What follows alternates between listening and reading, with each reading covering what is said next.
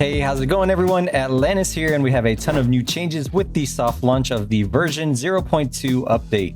There's a lot to unpack here, and I'm going to cover much of the big ticket items as there are over 2,000 fixes and changes, and I'll have the link to the full patch notes in the description of the video. The second part of this update is entitled Eventide, and this event brings new quests and challenges where players will earn Revel Rubies, which can then be spent to obtain cosmetics, housing items, a new pet, and gloomstones. There will be other rewards through rare drops and secrets, and this event seems to be tied to a festive winter theme. There will also be a new event in the Highlands to summon Plunder Full, a new expedition called the Eventide Veil, and a new hunt to battle the Winter Queen. This event will last all the way through December and ends on January 12th, so make sure to jump in and experience the new winter events and earn all new rewards with the official Eventide launch. One of the biggest updates to the game brings the first stages of the Awakening system, where you can power up your Wayfinders further by recrafting an already existing Wayfinder. The awakened levels are represented by stars under the character name and require more materials each time you awaken. Both characters and weapons can be awakened with a current cap of 3 times, and future levels will require materials from upcoming raids and mythic hunts. When you awaken a Wayfinder, not only do stats improve, but you also gain an additional affinity point and echo capacity. Aside from the improved stats, one of the biggest upsides for awakening a character is being able to increase your max equipment level, allowing you to equip level 33 accessories when fully maxed. In the future, Wayfinders and weapons will also gain 1 additional echo slot when reaching an awakening level of 5, with the echo slot type always being a rush type for Wayfinders. In regards to farming accessories for specific levels, gloom events such as the ambush will no longer increase the level of enemies, so players won't have to try to skip them anymore to prevent higher level accessory drops. If you're looking to farm for level 33 accessories, you'll need to run content at the 2800 power rating such as Sphere 4 Beastmaster and Grand Deceiver Maris, or Sphere 3 Bone Orchard. Just make sure to check the power rating and the enemy levels. It should show 33 for 33 accessories.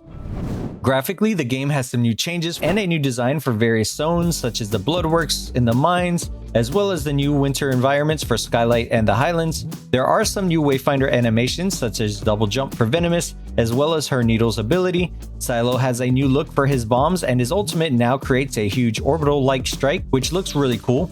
There are new die slots for all characters that allow players to take further control over the look of their Wayfinders, including changing hair color.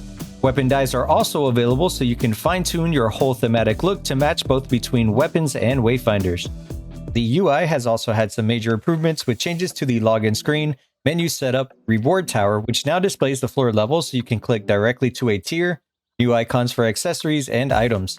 More importantly, the Echo menu has been updated to show information more efficiently, informing the player of Echo name, level, type, and quality rather quickly.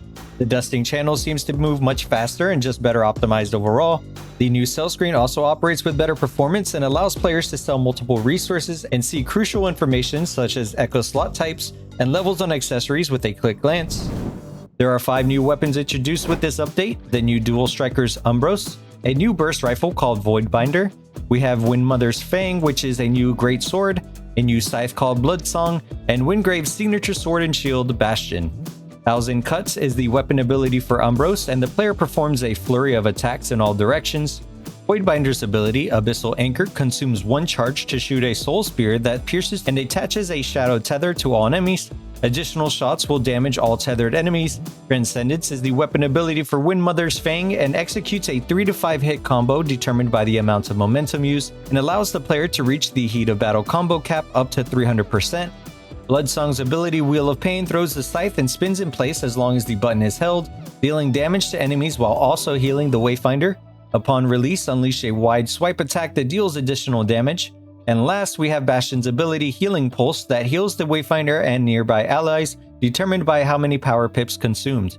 Another changes update is that all weapon abilities now scale 50-50 with weapon power and ability power. This change is in line with other changes to make ability power more impactful. There were AP scaling changes across the board and ability buffs applied to Niss's Shadow Step, Umbral Aura and Vengeful Shade, Wingrave's Righteous Strike and Radiant Pulse, and Silo's Firebomb and Oil Bomb. Additional weapon changes include increased attack speed for Scythe and Sword and Shield, with shield attacks dealing 10% more damage and break. Each marksman subclass now has a unique perfect reload buff, 35% rate of fire increase for rifles, 50% break power increase for shotguns, 50% crit power increase for burst rifles, and 50% weapon power increase for rune cannons. The stat profiles for all gun types have also been adjusted, including damage, break, piercing, rate of fire, range, and clip size. Next up is enemy AI, which went through substantial audits that have resulted in system improvements and more responsive AI. Players may notice enemies behave differently than before, and damage profiles for enemies should be more balanced between physical and magic damage. Event resources such as the Witch Charmed Effigies, Halcyon Orbs, and Archaic Bones have been changed to be tied to zone-wide drops. You'll notice that these items drop in new locations such as Effigies from the Pit event or Halcyon Orbs from a Phoenix event in the Codex Halls. Speaking of the Phoenix events, they've adjusted the Phoenix spawns to be more accessible for melee in areas such as the Reaver Woods, a nice quality of life change. Event items now drop more than one, as I received 4 Archaic Bones from just one Mines run without a Drill event, and 2 Halcyon Orbs from the Orbital event itself. The new Trickster Wheel and Trickster Changes provide coins much more consistently, making these items much easier to obtain, and rewarding players for doing other events in the zone. The Helper Coin Shop was upgraded to offer a wide range of items, including weapon skins, cosmetic dyes, housing items, vestiges, and essences, all of which can be purchased with Helper Coins. The long-awaited Senja rework is live with an updated passive that provides reduced damage at the beginning of showboating abilities. When hit while showboating, gain extra crowd favor and a stacking heal over time effect, and showboating now reduces incoming impact by 25%. The ability power scaling for Pummel has been buffed, along with increased taunt and party buff range for gain favor. Senja's new ultimate, Thunderous Glory, deals damage to nearby enemies and buffs allies with increased weapon and ability power for 20 seconds, making Senja an excellent Wayfinder to power up your teammates. While Senja's ultimate is active, her weapon attacks cause Chain Lightning attacks up to 5 chained enemies. An interesting rework that is sure to have players with different takes is the change to how tiers of Spectra are now gathered. Tiers such as Glimmering, Pristine, and Exalted are no longer tied to a specific lost zone, but now tied to how many imbuements used on any lost zone. On one hand, this allows players to choose their lost zone of choice to farm any tier of Spectra, but it does mean it requires additional imbuement costs and completing the zones with the correlating mutators. I want to give a big thank you to Saro, who provided some information in clearing up how Spectra will work moving forward. Pristine Spectra is currently only available for Shadow, hence the Triple Shadow Mutator.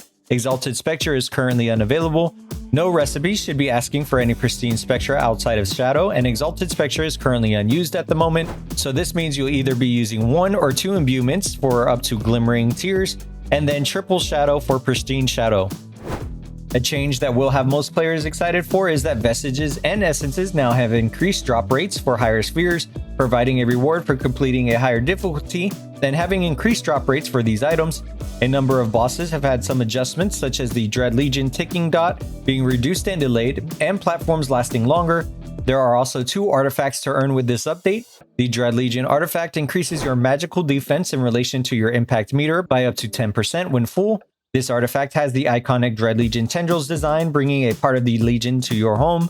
Bloodbore also now drops an artifact that increases your weapon power depending on ammo, increasing as you near your last shot in the clip. This artifact has a cool animation extending outwards and retracting back again after a few seconds. Some other changes to also be aware of are consumables are now consumed when used. You will have to recraft consumables as they are no longer permanent and do not auto-refill like the health potion. XP scroll items can be used now from the upgrades category of player inventory, and the event timers in the Highlands should show on the map as the event nears. There were also fixes for lost zones and hunts, including mutators such as firebombs should no longer target players as they spawn in, and fixes for various imbuements not working. There are hundreds of additional bugs and UI fixes and small changes. I'd recommend looking at the full patch notes to see the volume this update brings. I'll cover the Winter Eventide events and new content in the next video, and I can't wait to see what you guys think of this update. Thank you all so much for your support here on the channel, and if you haven't subscribed yet, I cover all things Wayfinder.